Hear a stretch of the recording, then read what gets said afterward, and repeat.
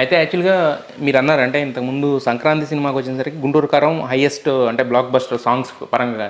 అంటే ఈ సినిమాకి వచ్చేసరికి సాంగ్స్ ఫస్ట్ రిలీజ్ అయిన 'రేజ్ ఆఫ్ డాకు' మామూలుగా మీరన్నట్టు ఒక చిన్న థీమ్ లాగా ఉంది.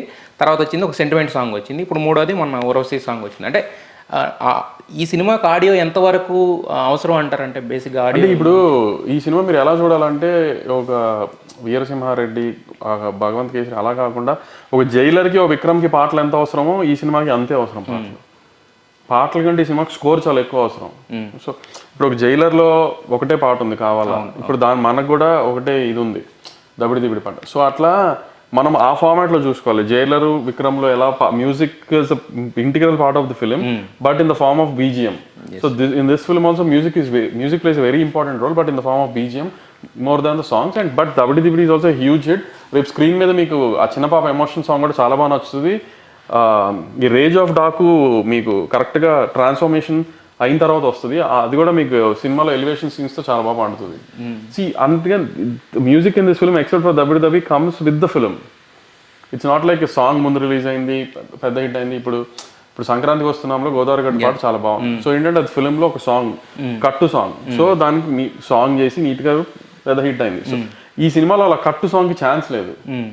ఒక దబిడి దిబిడి మాత్రం ఫ్లోలో music will help the film to enhance the emotion, to enhance the elevations and everything like that. ఒక దబిడి దిబిడి మాత్రం మాస్ పండగ సినిమా, బాలకృష్ణ గారి సినిమా ఫ్యాన్స్ కావాలి కాబట్టి పెట్టాం అలా.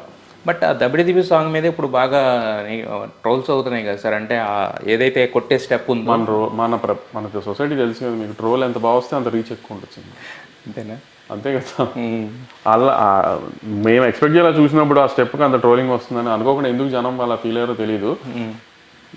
తెలుసుకుంది కదా, నెక్స్ట్ సినిమాలకి కొంచెం జాగ్రత్త పడతారు. అంతకుమించి చేయగలిగిన లేదు. కానీ ట్రోల్ ఎంత వచ్చినా పాట అంత ఎంజాయ్ చేస్తున్నారు. ఇప్పుడు ఎందుకు ట్రోల్ వచ్చిందని చూసే వాళ్ళు ఉంటారు చాలా మంది.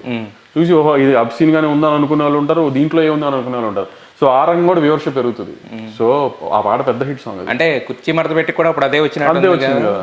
అంటే ఇలాంటి త్రివిక్రమ్ గారి సినిమాలు ఇలాంటి పాట ఏంటన్నారు, సంవత్సరం అంతా అదే ఏంటా ఉన్నారు. మళ్ళీ ఇన్ని కామన్. అంటే ఈయనది వచ్చేసరికి మహేష్ బాబు గారిది అంటే వేరే సార్. అంటే ఈయనకి వచ్చేసరికి అంటే ఒక ఎమ్మెల్యే కదా. నేను ఇందాక వేరే వాళ్ళు సొసైటీలో ఒక ఎమ్మెల్యే అనేది ఉంది కాబట్టి, ఒక సోషల్ సర్వెంట్ అన్న ఒక చిన్న రెస్పాన్సిబిలిటీ ఉంది కాబట్టి సార్కి ఇంకా కొంచెం భూతద్దం పెట్టి చూసారేమో అనుకున్నాను నేను. సో కాబట్టి ఒకసారి ఇది ఉన్న వాళ్ళతో కొంచెం మనం అది పెట్టే కంటెంట్ జాగ్రత్తగా పెట్టుకోవాలి. ఇంకా అది దాని గురించి సార్ అని మాట్లాడారు బాలయ్య గారు. అంత దాకా ఆయన ఇష్యూ దాకా తీసుకెళ్ళాలి. ఆయన దాకా మేము ఎందుకంటే అంత తీసుకెళ్ళే ఇష్యూ ఏం కాదు. కెన్ బి సార్టెడ్, ఫ్లోలో వెళ్ళిపోతాయి. అంటే ఆయన అంత పట్టించుకోరేమో కదా అసలు. అంటే ఈ కైండ్ ఆఫ్ అంటే మేము వెళ్ళి సార్ ఇలా ఇబ్బంది జరిగింది అని చెప్తే కదా ఆయన రియాక్ట్. మేమే అంత ఇబ్బంది ఏం జరిగిపోలేదు. ట్రోలింగ్ వస్తుంది, ట్రోలింగ్ రావడం కామనే కదా ప్రతిదానికి. ట్రోలింగ్ రాకుండా ఏది ఉంటుంది చెప్పండి.